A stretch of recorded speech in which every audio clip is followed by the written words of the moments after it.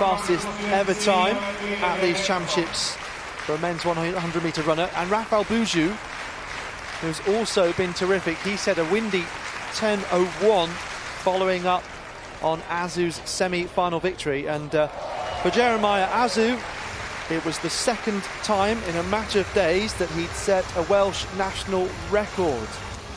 So Robin Ganter on the inside, the German indoor 200 champion earlier this year, hasn't quite looked at his very best so far, but 10:16 this year, ran 27:44 200 on the same day. This is Andriy Vasilyev, European under-23 4x1 medalist from a couple of years ago, 10:34 in Lviv in May. Then the Netherlands, the only to have more than one athlete in this final. Sikak Ekpo, semi-final personal best of 10:28. This is Pablo Mateo, also looked very strong. Perhaps favourite for the bronze medal, but we'll wait and see. Rafael Buju right next to Jeremiah Azu. Buju, of course, the European under-18 champion, and Azu trying to defend this title successfully, having won it in Tallinn. Over to Guillaume Crespi, another who set a semi-final personal best.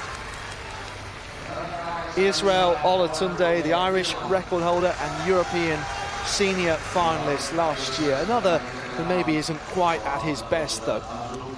Well, last few winners of this title, of course, Jeremiah Azu, once again showing that tunnel vision.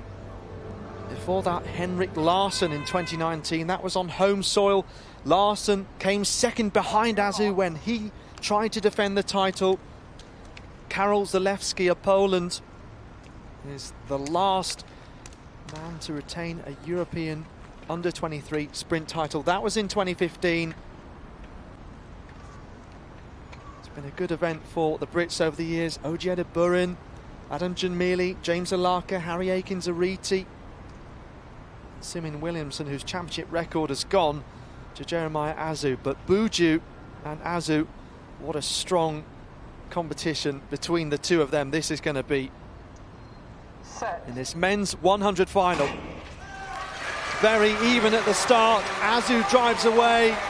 Buju has work to do now. Mateo fighting with him, but that is simply awesome from the man they call Azum.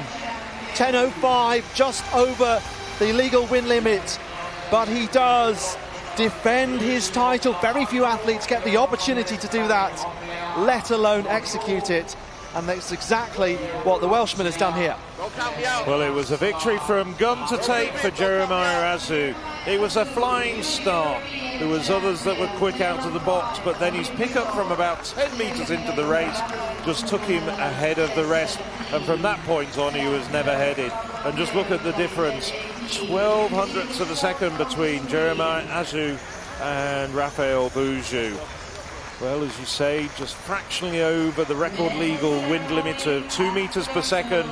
But he won't mind that. He's got the championship record from the semi-finals. What he has got from this race is a gold medal. And as you rightly say, Alex, defended his title and defended it with aplomb.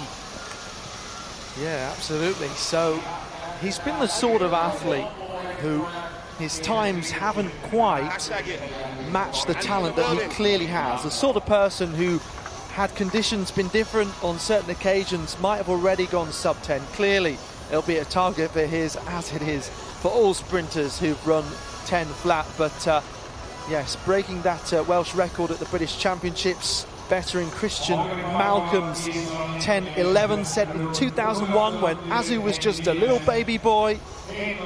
Rafael Buju, I suppose, can't hide his disappointment. The man who won that European under-18 title would have liked another crown to his name. As you said, Phil, the Netherlands, though, will be strong in the 4x1.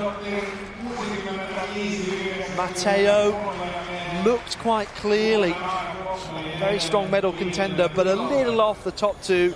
So I think fairly that we said that he was the favourite for the bronze, which he eventually has got. But Jeremiah Azu, don't forget, he pulled up injured when leading the European under-20s in Boros in 2019. His whole family were watching trackside on that occasion, and how dejecting, how disappointing. But people do get over these disappointments and they come back stronger than ever, and that's the case for this young man. He was previously a great footballer.